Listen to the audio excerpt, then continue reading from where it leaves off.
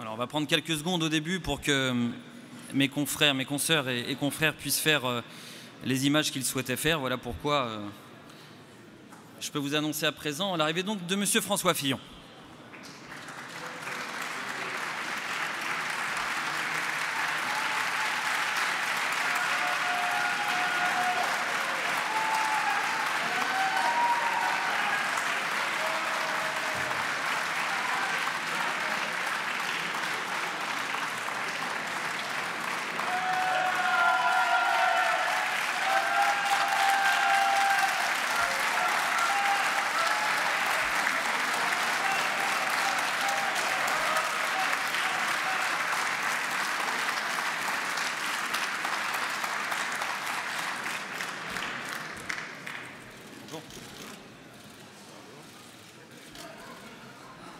Monsieur Fillon, merci d'être parmi nous.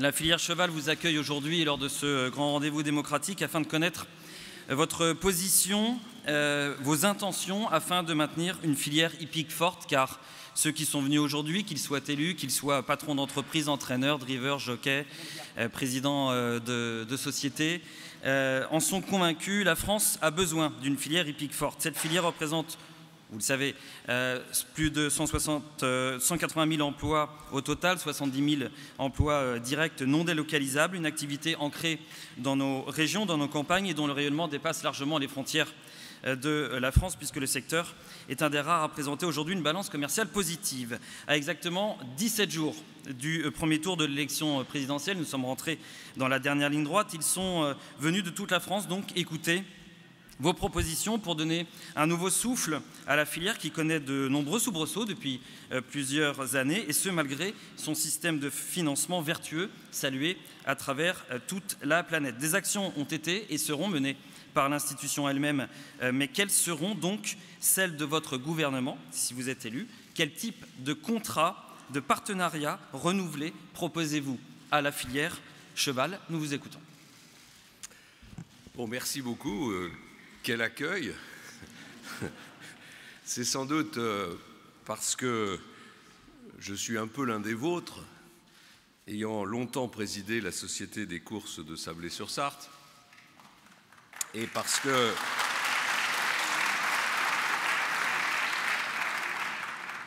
dans la Sarthe, je vis à l'ombre de deux monuments, l'abbaye de Solesmes et Bazir.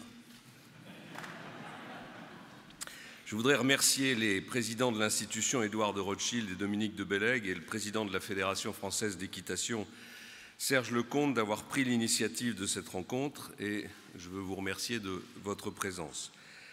Même si j'ai beaucoup d'affinités avec le cheval vapeur, je connais quand même bien le monde du cheval.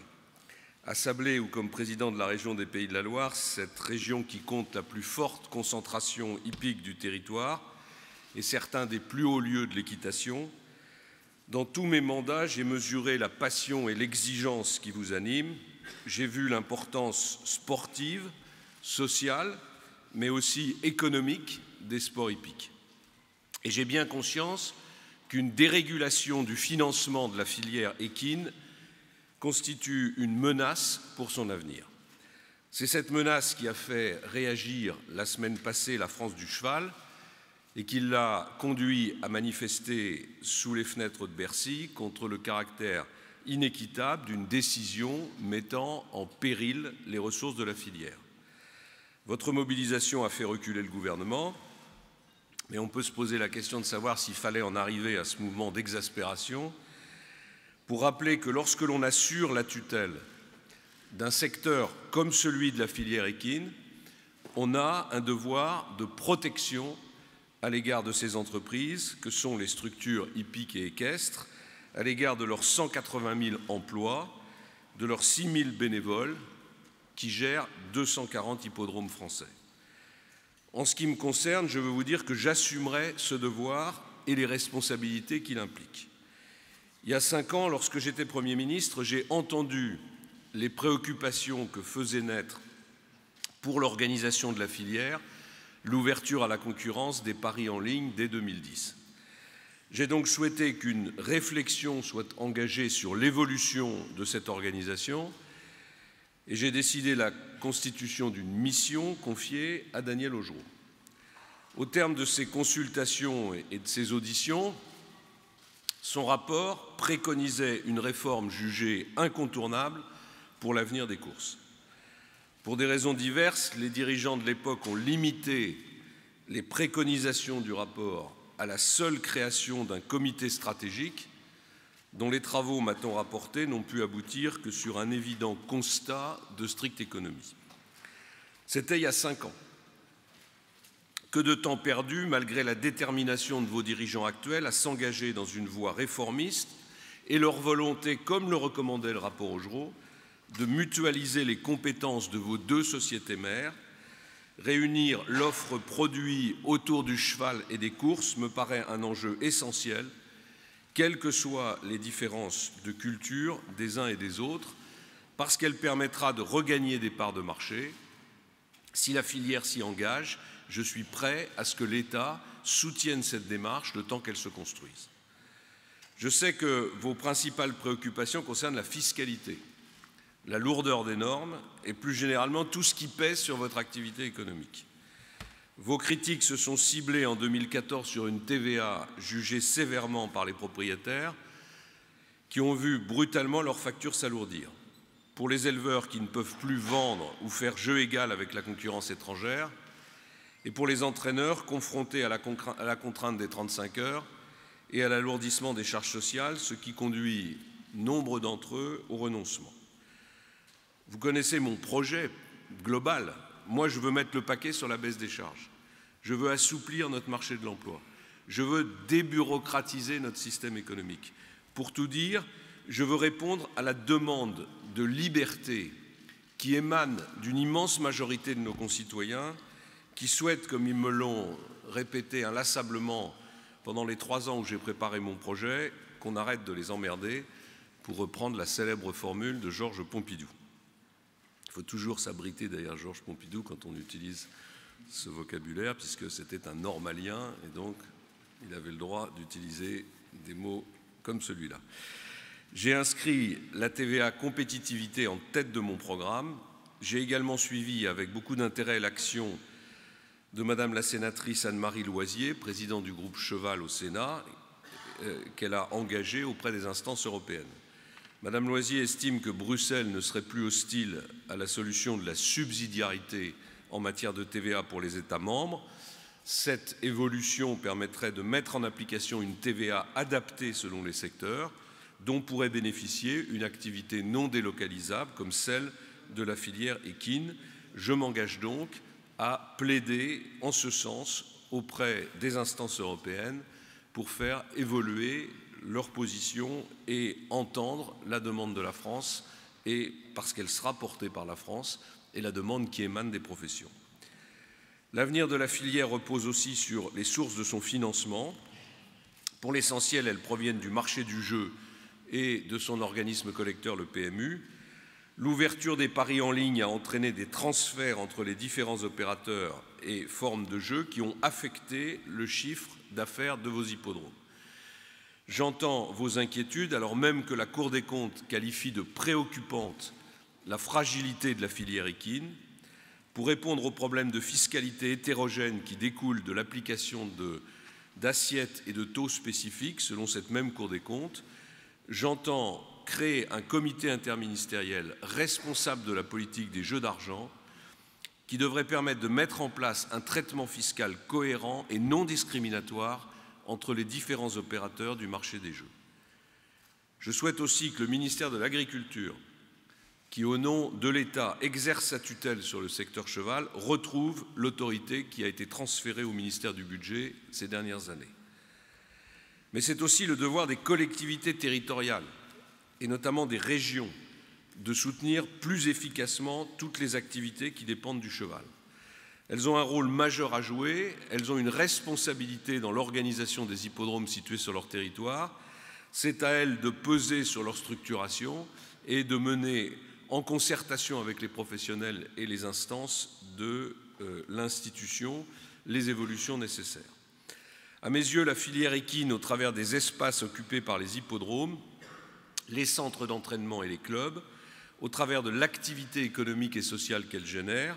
Cette filière contribue à un aménagement harmonieux du territoire. C'est aussi au nom de ce rôle que je considère qu'on ne doit pas traiter de la même façon les jeux liés au cheval et les autres. Il est temps de restaurer entre les pouvoirs publics et les activités hippiques et équestres une relation identique à celle qu'exerce l'entraîneur, le jockey, le driver et plus largement le cavalier avec le cheval. C'est-à-dire une relation basée sur ce que les grands maîtres du dressage appellent tout simplement le tact et la confiance. Je vous remercie de votre attention.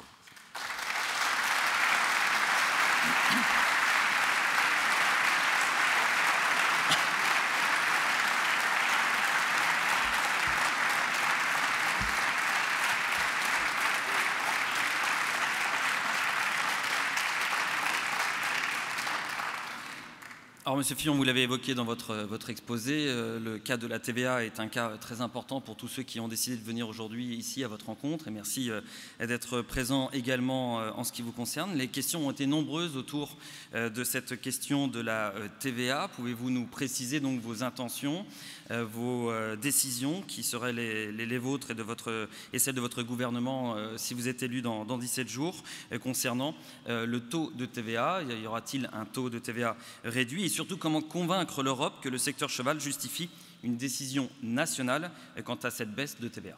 Bon, je suis favorable à un taux de TVA réduit pour les activités que vous représentez. 2, je veux convaincre la Commission d'accepter ce taux de TVA réduit. Je pense que notre travail ne doit pas seulement concerner le taux de TVA réduit pour les activités liées au cheval, elle doit aboutir à ce que la Commission renonce à vouloir imposer les mêmes règles à tout le monde. On voit bien qu'aujourd'hui l'Europe est dans une situation d'échec. Elle est dans une situation d'échec parce qu'elle s'est concentrée sur des politiques qui ne sont pas stratégiques, sur des politiques qui, appliquées à 27 États membres, ont parfois des effets désastreux, alors qu'elle n'est pas présente sur les questions vraiment stratégiques pour l'avenir de l'Europe. Voilà. Et donc moi, ce que je veux, c'est reconcentrer l'Europe. Je ne fais pas partie de ceux qui veulent faire éclater le système. Je pense que ça serait une très mauvaise idée à un moment où le monde est extrêmement dangereux. Ce que je veux, c'est reconcentrer l'Europe sur quelques priorités et faire en sorte que les États fondateurs, pour dire les choses simplement, constituent une forme de noyau dur qui reprennent le contrôle et le pilotage d'une Europe qui a échappé à tout contrôle depuis son élargissement. Donc oui, on va se battre pour obtenir de la Commission qu'elle reconnaisse que la question de la fixation des taux de TVA est une question de subsidiarité qui doit revenir aux États.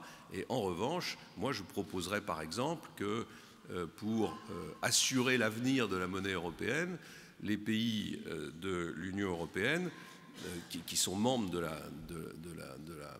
la zone euro se mettent d'accord pour fixer une harmonisation fiscale, par exemple pour les entreprises sur les 5 ans qui viennent, ou une harmonisation pour la fiscalité des ménages sur les 10 ou 15 ans qui viennent, de manière à constituer une monnaie puissante qui nous permette de nous défendre face à la domination du dollar d'un côté et de l'autre à la montée en puissance d'une monnaie qui arrive et qui est la monnaie chinoise. Voilà, donc vous avez ma réponse, taux de TVA réduit, et on va se battre à Bruxelles pour obtenir la subsidiarité.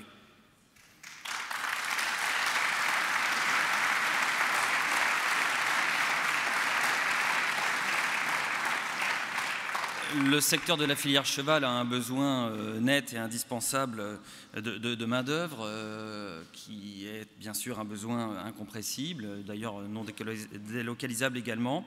Envisagez-vous de prendre des mesures afin de réduire les charges sociales dans le secteur cheval, afin de prendre en compte cette spécificité et comment? Bon, le coût du travail dans notre pays est un des principaux obstacles à la création d'emplois et à la compétitivité de l'économie française. Hier ou avant-hier sont tombés les chiffres du chômage en Europe, ils sont très cruels. Taux de chômage en Allemagne, 3,9%, 3,9%, taux de chômage en France, 10%. Voilà, ça c'est la réalité de notre pays et c'est lié au coût du travail, c'est lié aux contraintes du droit du travail et en particulier aux 35 heures, et c'est lié à une fiscalité générale qui décourage les gens qui veulent investir, qui veulent se développer, qui veulent réussir tout simplement. On l'a vu d'ailleurs hier dans le débat que nous avons eu à la télévision, on n'a pas entendu beaucoup de gens parler de la réussite. Franchement, on a plutôt le sentiment qu'on veut tout tirer vers le bas. Donc moi, je veux baisser les charges. C'est la mesure prioritaire de mon programme et je veux le faire dès le mois de juillet 2017 et je veux le faire de façon massive pour toutes les activités, quelles qu'elles soient, sans distinction. Il faut arrêter les usines à gaz qui consistent à baisser les charges pour tel type de profession ou pour tel type d'activité ou pour tel type de salaire, avec en général des contraintes bureaucratiques et administratives considérables et des effets pervers de plus en plus nombreux. Donc 40 milliards de baisse de charges qui s'ajoutent au CICE que je supprime et que je fonds dans la même enveloppe de baisse de charges. Il n'y a plus de crédit d'impôt, il y a une baisse linéaire des charges pour tous les niveaux de salaire et pour toutes les entreprises, avec un objectif qui est de mettre les charges sociales dans notre pays au même niveau que celles de notre voisin allemand. Et je prends cette référence à souhait parce que l'Allemagne n'est pas un pays ultralibéral, c'est un pays où il y a une protection sociale sérieuse, c'est un pays où il y a une administration importante, mais c'est un pays qui a su contenir l'augmentation de la dépense publique et qui, du coup, a des charges qui sont raisonnables. Voilà, donc toutes vos entreprises bénéficieront de la baisse des charges. Elle sera identique pour tout le monde et pour tous les niveaux de salaire. Alors, comme vous le savez, la France compte un peu plus de 240 hippodromes, soit autant que dans tous les autres pays européens réunis. Je vais vous poser la question très directement. Est-ce une richesse ou une charge? Bon, vous ne pouvez pas me poser cette question à moi, qui me suis battu pendant des années pour essayer d'avoir une journée de course supplémentaire. Ça a été très difficile. D'ailleurs, j'ai un peu envie de me venger contre tous ceux qui se sont battus pour m'empêcher d'avoir des journées supplémentaires. Je crois que ça m'a pris 10 ans, je crois, pour réussir à avoir une journée supplémentaire. Je l'ai autofinancé pendant un certain temps. Et puis un jour, n'y tenant plus, j'ai décidé d'aller dans une réunion. Je ne suis pas très doué dans votre organisation, je ne la connais plus, mais disons une réunion régionale de vos instances, où je n'étais pas annoncé, où je n'étais pas prévu. J'y étais allé avec l'intention de taper du poing sur la table et de dire j'en ai assez, ça suffit, ça fait 10 ans que je veux une journée supplémentaire. Quand je suis arrivé, on m'a dit surtout taisez-vous, ne dites rien, vous aurez votre journée supplémentaire. Voilà. Donc oui, pour moi les hippodromes c'est une richesse. C'est une richesse d'abord parce que c'est des infrastructures qui permettent les compétitions et qui donc alimentent toute la filière cheval. Ensuite, c'est un lieu de convivialité, c'est un lieu de rassemblement formidable. Si je prends l'exemple de Sablé-sur-Sarthe, il n'y a pas beaucoup d'événements qui rassemblent autant de monde que les courses hippiques. Donc c'est une richesse. La question qui est posée, c'est celle du nombre. Ce n'est pas à moi de la régler, c'est surtout pas à l'État de s'en mêler. Je pense que ça doit être maintenant un dialogue entre les régions, les collectivités locales, qui souvent d'ailleurs participent au financement de ces infrastructures, en tout cas c'était le cas à Sablé, et vos organisations. C'est à vous de monter ce dialogue, mais pour moi, je défendrai deux idées. La première, c'est que l'État ne doit pas se mêler de cette question-là, et la deuxième, c'est qu'il doit encourager le développement de la filière, et donc le développement de la filière passe forcément par des hippodromes nombreux sur le territoire national. Je dirais une dernière chose, c'est que il y a évidemment des aspects économiques que vous avez mis en avant dans les documents que vous avez distribués et dans le discours que vous tenez. Mais au-delà de cette question économique, il y a une question de, comment dirais-je, de culture et de tradition. Voilà. Ce sont des éléments constitutifs de nos territoires. En tout cas, pour ce qui est de l'ouest de la France, pour ce qui est de la région dont je suis issu, c'est une tradition ancrée profondément et qui correspond donc à un caractère spécifique, à un caractère particulier. Voilà. Et si on ne veut pas demain être tous pareils, tous se ressembler, tous manger les mêmes hamburgers et aller tous dans les mêmes magasins, eh bien, il faut garder ces traditions en les modernisant, en appliquant les règles de la vie moderne à ces traditions, mais en les conservant. Voilà. Et donc pour moi, il n'y a rien qui serait plus insupportable que de voir disparaître l'hippodrome de Sablé-sur-Sarthe. Je sais que vous avez un temps assez réduit. Est-ce que je peux... Une dernière question concernant les rythmes scolaires.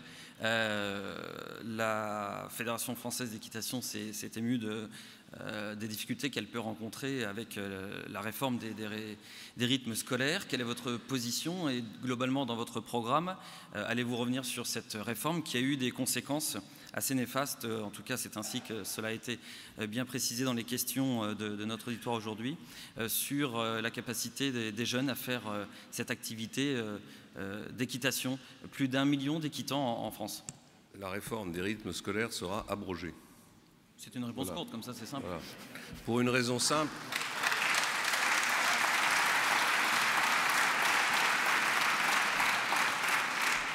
Elle sera abrogée pour 3 raisons. La première raison, c'est que ce dont souffre aujourd'hui la jeunesse de France, pour une grande partie, c'est de ne pas maîtriser les fondamentaux. Donc moi, je voudrais que les enfants, notamment à l'école primaire, passent 75% de leur temps à apprendre à lire, à écrire et à compter.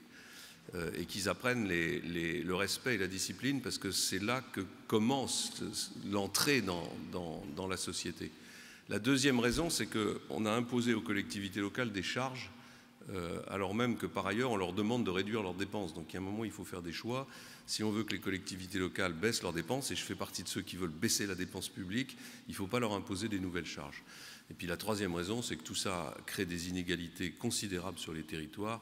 Donc je la supprime. S'il y a des collectivités qui veulent poursuivre le financement d'activités autour de l'école, elles pourront le faire, mais l'État n'imposera plus rien dans ce domaine.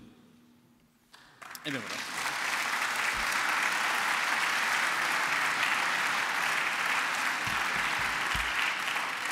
Merci, M. Fillon. Merci. Très bonne journée.